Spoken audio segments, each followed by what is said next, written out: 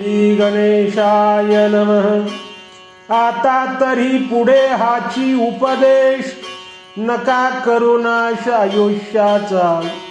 सकळांच्या पाया माझे दंडवत, आपुलाले चित्त शुद्ध करा।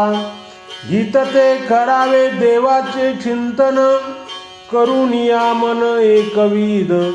तुका म्हणे लाभ होय तो व्यापार, करा काय फार शिकवावे।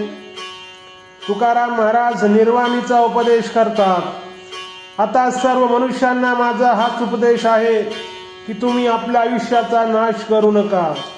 सर्वांच्या पायांवर डोके ठेवून नमस्कार करून मी अशी विनंती करतो की सर्वांनी आपले चित्त शुद्ध करावे। आपले मन एकनिष्ठ करून देवाचे चिंतन करण्यातच आपले हित आहे। आता तुम्हाला फार काय सांगावे, ज्यामध्ये आपले हित आहे असाच व्यापार तुम्ही करा।